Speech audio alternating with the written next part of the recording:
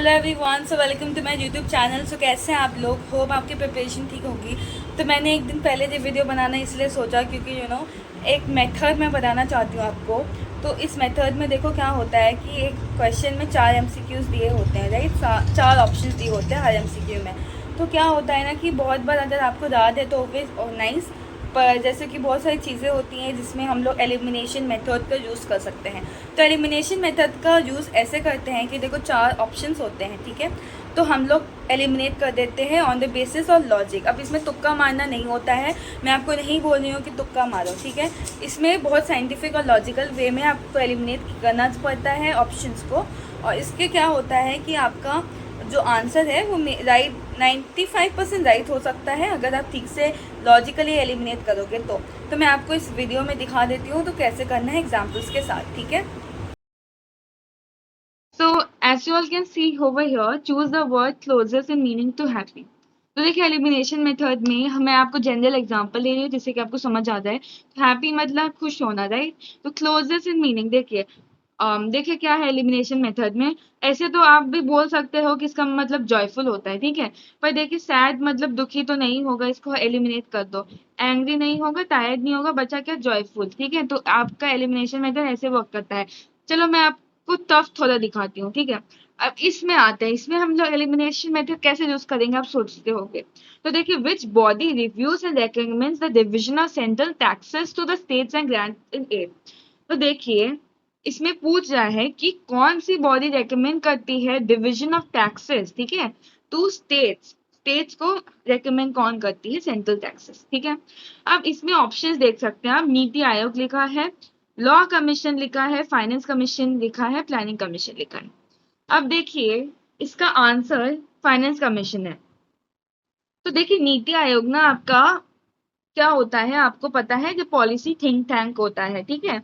Policy think tank होता है, उसका काम है वही उस पॉलिसी एंड ऑल से लिमिटेड है। तो इसका आप एलिमिनेट कर दो, ये नहीं होगा, ठीक है। अगर आपको कुछ नहीं आता है और थोड़ा जनरल आइडिया है तब भी आप कर सकते हो। लॉ कमीशन, लॉ कमीशन नहीं होगा क्योंकि लॉ के ऊपर है। अगर आपको कुछ नहीं पता, लॉ कमीशन है, लॉ ऑब्वियसली वो बॉडी नहीं करेगी। प्लानिंग कमीशन देखो, प्लानिंग कमीशन नहीं हो सकता। देखो अब दोनों एलिमिनेट हो गए तो इन दोनों के बीच आपको देखना है कौन सा होगा। तो प्लानिंग कमीशन प्लान करती है, ठीक है। आप सोच सकते हो कि प्लानिंग कमीशन होगा,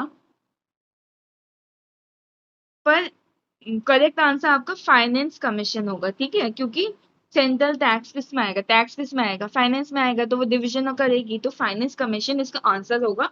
एलिमिनेशन मेथड से इन सबको एलिमिनेट करके अगर दोनों भी बचेगा ना, क्या होगा कि आपका जो गलत होने का चांस कम हो जाता है, ठीक है।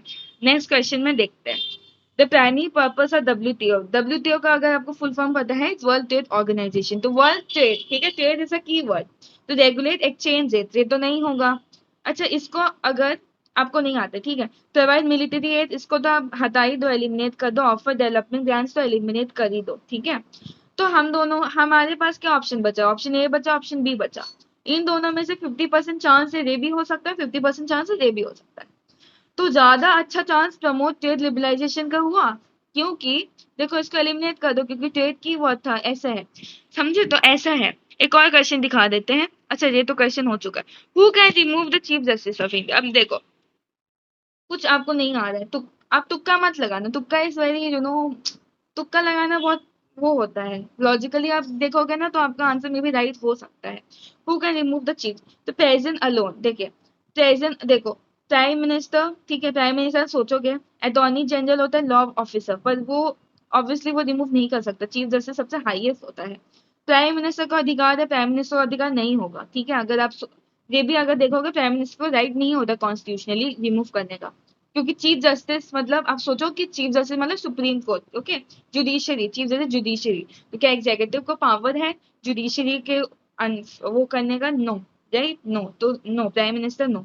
अब देखिए प्रेजेंट अलोन, आप प्रेजेंट अलोन और पार्लियामेंट टू इम्पीचमेंट का आपका दोनों ऑप्शन में 50-50 लग रहा है। तो इसमें अलोन, देखिए अलोन, एक अलोन तो नहीं हटा सकते ना चीफ जस्टिस। तो इस पार्लियामेंट टू इम्पीचमेंट, ये सबसे ज्यादा वो आंसर लग रहा है। तो लॉजिकल, तो इसको एलिमिनेट करो, एलिमिनेट करो तो बचा क्या? पार्लियामेंट टू इन ब्रीथ में, समझे आप? नेक्स्ट क्वेश्चन, एक और क्वेश्चन में देख लेते हैं। देखो फंडामेंटल ड्यूटी की बात कर रहे हैं, तो फंडामेंटल ड्यूटी देखिए, right to freedom, duty to abide by the constitution, right to education, right to equality. तो देखिए इसमें कैसे हो सकता है। पहले तो फंडामेंटल ड्यूटी मैंने आपको बोला कि एनफोर्सेबल नहीं होता, आपको जनरल थोड़ा सा नॉलेज होना चाहिए, ठीक है। तो right to education is a fundamental right, आपको तो पता ही है, ठीक है। राइट टू इक्वालिटी अगर पढ़े भी नहीं होगा, इसका इतना तो बेसिक पढ़ा होगा, राइट टू इक्वालिटी, ठीक है। राइट, अब देखो इसमें ड्यूटी लिखा है, duty the abide by the constitution. अगर हम ड्यूटी वो अबाइड करने का, ये तो फंडामेंटल ड्यूटी है। देखो ड्यूटी एलिमिनेट करो, एलिमिनेट करो, एलिमिनेट, आंसर हुआ ये, ठीक है।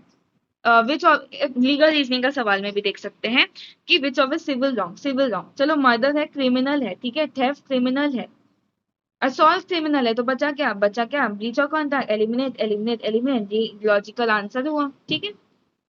अब देखिए where not to use elimination method, मैंने आपको बार बार बोला है कि एलिमिनेशन मेथड इज जस्ट ऐसा नहीं है कि आपको रिप्लेस कर देता है। ये जो एग्जैक्ट डेट्स और आर्टिकल्स के बाद होगा तो नहीं करना है, फैक्ट केस बेस में नहीं करना है। बहुत ज्यादा करेक्ट ऑप्शंस लग रहा है आपको, चार देखो बहुत सारे ऑप्शंस एम्बिगुअस है, ठीक है, no you don't use it. Subtle differences require knowledge, grammar, tone, grammar है, टोन है, कोई नॉलेज का फैक्चुअल है, you don't use elimination method, okay. और एक और है कि एलिमिनेशन मेथड जो मैंने आपको पढ़ाया है, it is just a trick, ठीक है। आप बस रैली यूज करोगे, ऐसा नहीं कि हर एग्जाम हर क्वेश्चन में करना है, बहुत रैली करना है, मैं आपको बता दूं। एंड आपको ऑब्वियसली आपको पढ़ाई करके रखना होगा, नहीं तो elimination method is not useful. I am just say कि बहुत ज्यादा रेयर चांसेस में when you don't know anything then you need to do it, it's logical, ठीक है। ऐसा नहीं है कि तुक्का, बहुत लोग क्या करते हैं तुक्का मार देते हैं, अक्कर बक्कर बम्बे बो, no you don't do that, okay. And also all the best for the exam. Remember कि आपको एकदम परेशान नहीं होना है, आप आराम से सो जाना और आराम से एग्ज़ाम देना। ज़्यादा आपको सोचना नहीं है एग्ज़ाम कैसा होगा कैसा नहीं जाएगा, क्योंकि आपने बहुत पढ़ा है। आई अंडरस्टैंड कि आपको बहुत एनजाइटी हो रही है और आपको बहुत डर लग रहा है, पर इट्स ओके, ऑब्वियसली नॉर्मल है। और जो अच्छे से आप सबका हो जाएगा। आप जब एग्ज़ाम के अंदर जाओगे, पेपर देखोगे ना, आपको लगेगा ओह नो, ये तो सबसे इजी एग्ज़ाम था मैंने दिया।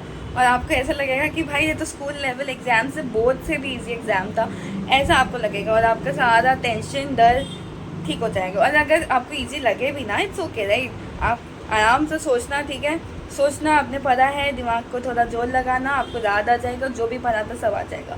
और मे भी अगर आपको एक दो क्वेश्चन नहीं भी आए तो कोई बात नहीं ना, 100 मार्क्स का एग्ज़ाम है। अब ट्राई करना जितना ज़्यादा अटैम्प्ट कर सको, तो आप अटैम्प्ट करना ज़्यादा, ठीक है।